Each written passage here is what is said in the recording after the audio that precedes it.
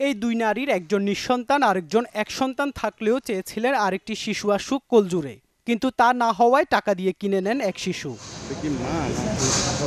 ঠিক যেন বিপরীত মুন্নি আক্তার নামে এই নারী। মা হয়েও নিতে চাননি মাতৃত্বের আনন্দ। যমজ সন্তান প্রসবের পরপরই টাকার লোভের কাছে হার মানে তার মাতৃত্ব। 1, 2, 3 ঢাকায় জমি জিতে নিন 100% ক্যাশব্যাক সহ 20 কোটি টাকার পুরস্কার। কয়েক মাস আগে চট্টগ্রামের একটি হাসপাতালে মুন্নির কোল জুড়ে আসা বুকের দুই ধনকে 3 লাখ টাকার বিনিময়ে তুলে দেন অন্যের হাতে। এর মধ্যে স্বামীকে কিছু দিয়ে বাকি টাকা রেখে দেন নিজের কাছে। সেই টাকা দিয়ে কেনেন কানের দুল।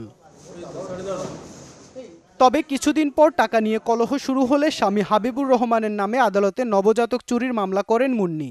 সেই মামলা তদন্তে নেমে পিলে চমকানো তথ্য বের করে আনে পিবিআই। স্বামী কি করছে, মুন্নির থেকে মারধর করে টাকাগুলো নিয়ে আসছে।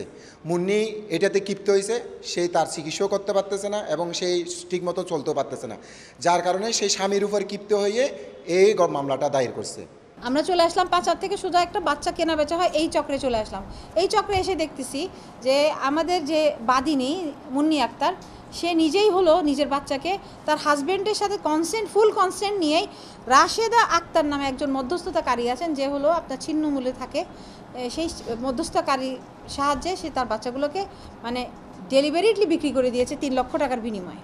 যখন 2টা বাচ্চা হয়ে যাচ্ছে তখন সে অর্থের দিকে তার দৃষ্টিটা চলে গেছে বেশি, তখন আর সে বাচ্চার মায়া মহব্বত ভুলে গেছে। এই 3 লাখ না, 1.5 লাখ টাকা নিয়ে ঝামেলা। 1.5 লাখ টাকা তো শো করেছে যে আমরা 1.5 লাখ টাকা পেয়েছি, আর 1.5 লাখ টাকা লুকায় রাখছিল, যে ওই লুকায় রাখা টাকাটা পরবর্তীতে বের হয়ে হাজব্যান্ড যখন পুরোটাই নিয়ে গেল, হ্যাঁ, আর সে দেখলো যে আমি একদম শূন্য হাতে, তখন সে মামলাটা করলো। এই ঘটনায় হাবিবুর রহমান এবং নবজাতক বিক্রির মধ্যস্থতাকারী রাশেদাকে আটক করে পিবিআই। ডেকে আনা হয় 2 শিশুকে কিনে নেয়া নারীদেরও। দাবি করেন স্বামী স্ত্রী দুজনের সম্মতিতে বাচ্চা দুটিকে নিয়েছেন তারা। আমি টাকা চিন্তা করতেছি না, আমার মেয়ে তো, আমার ছেলের জন্য একটা বোন দরকার, আর কিছুই না, আমার মেয়েটা চাই। তবে মুন্নি আক্তার অস্বীকার করেন টাকার বিনিময়ে সন্তান বিক্রির কথা। উল্টো দায়ী করেন স্বামীকে। বলছি আপনার স্বামী ছাড়া নেব না, পরে ওর স্বামীকে ও ফোন দিয়ে আনছে। আমি বলছি যে স্বামী ছাড়া নেব না, আপনার থেকে একা নেব না আমরা।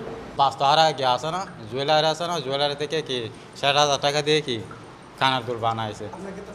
সন্তান আদি ও কথা বলছে, ও সব কিছু করছে। আমাকে 2 দিন আগে মেঘেলেকে ফোন করে নিয়েছে আমার জন্য, আবার কেন আমার মামলা করবে। আমি নিজে কোনো বিক্রি করি নাই, আমার স্বামী ওর সাথে কথা বলে আমার বাচ্চা বিক্রি করছে। আমার বাচ্চা যদি বিক্রি করে তাহলে আমি কি জন্য মামলা করতে পারছিলাম? এখানে আমি কোর্টে যেয়ে মামলা কি জন্য করছিলাম?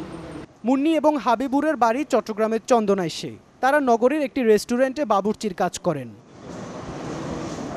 ইবেন মীর, চ্যানেল 24, চট্টগ্রাম।